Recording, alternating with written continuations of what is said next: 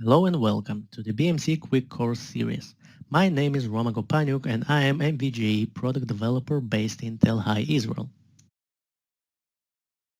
In this session, I will provide a brief overview.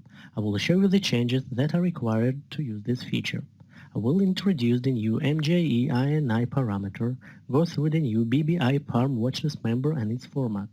I will show you the new views as well as changes applied to existing views. And at the end, I will demonstrate how to set up a simple default alarm. Let's move to the overview. The purpose of this feature is to provide an option to monitor JVM status.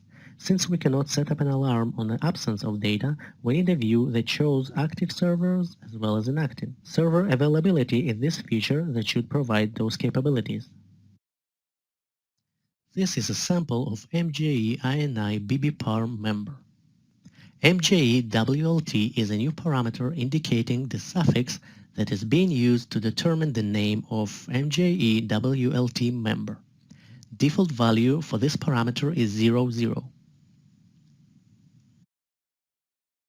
Now let's see how to add watchlist item.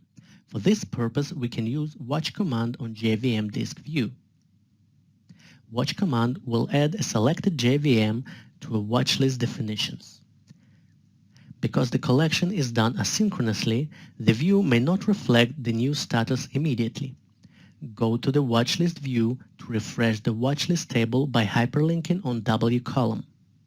Possible values for this column are: yes, this JVM is matching watchlist item pattern and being watched.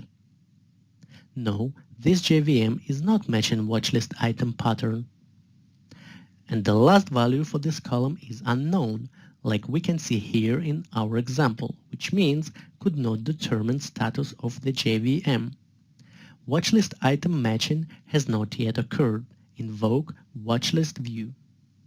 In this example, I decided that I want to watch all JVMs with the name MJCIC53C.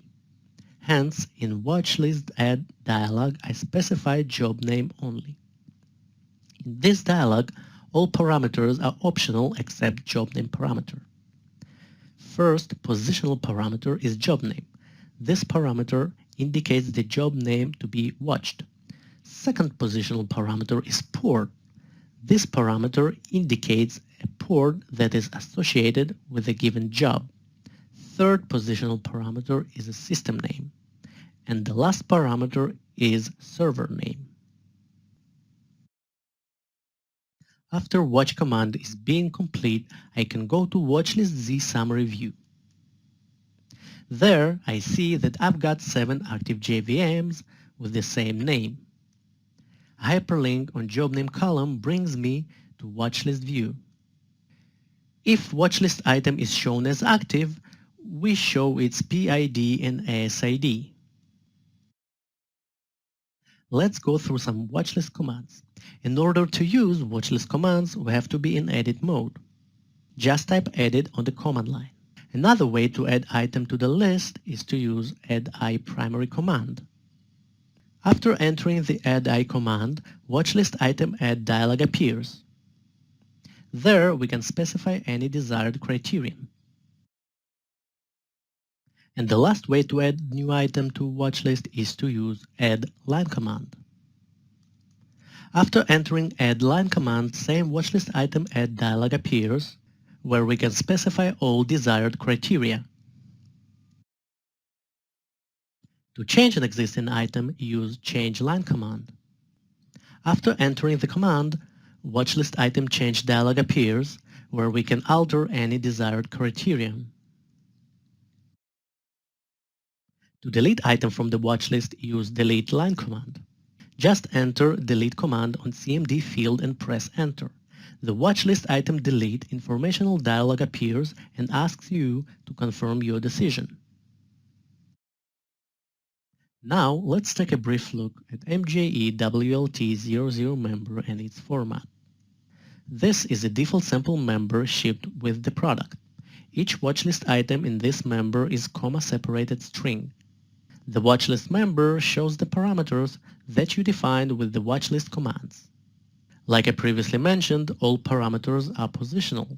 All parameters except job name parameter are optional. Let's take a look at some examples. First example, job name and server name. Since server name is first positional parameter, 3 commas must separate job name and server name. In this example, any JVM with specified job name and server name will be watched. Second example, just job name. All JVMs with this job name will be watched. This is the broadest criterion. Since only one mandatory parameter is specified, it could be followed either 1 comma or no commas at all.